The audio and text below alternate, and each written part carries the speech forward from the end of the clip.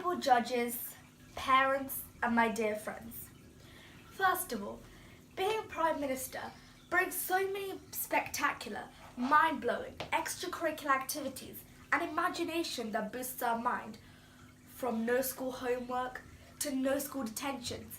Instead, what I'll get is to be famous around the world, like getting a salute from the soldiers, meeting with world leaders. Amazing!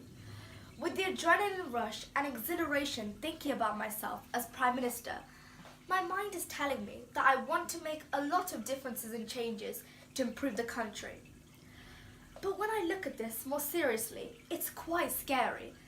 The responsibilities are countless, from negotiations of new laws to complex and tactful plans on the country's welfare, infrastructure and development, because I know that great power comes with great responsibilities.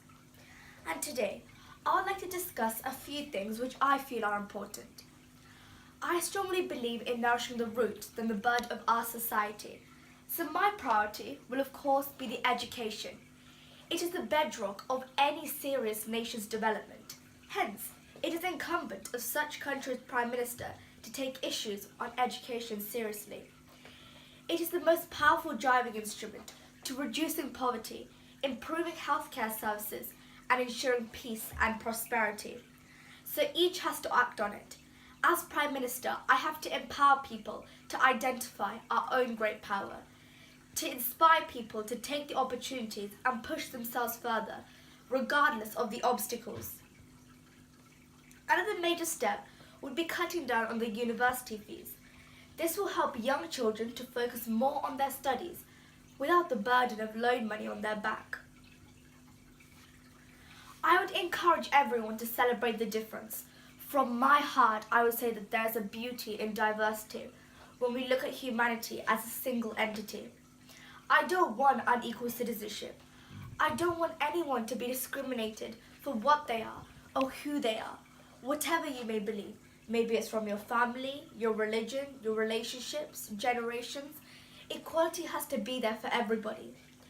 There is no magic wand, but there are a lot of small things that need to happen to make this country feel a little safer and the reassurance of knowing that it is our sanctuary. Another big hole that I want to cover up in our society is problems with the poor and homeless. My government will focus on affordable and low-cost houses so that no one should die or suffer on the street without proper shelter.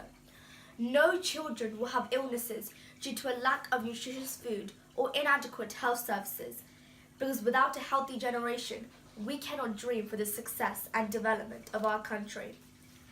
I will make sure that the good policies are not for worsening inequalities and hitting the poorest in society. Instead, they should be used for tackling the social injustice. We all know that the NHS is going through crisis and struggling to cope with the demand of the high number of patients. So where do we start? Yes, to start from the base again, like campaigning for smokers to give up smoking. As well as that, another key issue that our country is facing is terrorism. This creates a lack of faith and trust between different cultures and disturbs our unity. This also creates an impact on our economic growth and stability. I will take strong steps such as enhancing security systems to eradicate terrorism and strengthen our relationships with various governmental and non-governmental organizations as well as communities. I could put the country into a stable, safe and the right position as Prime Minister.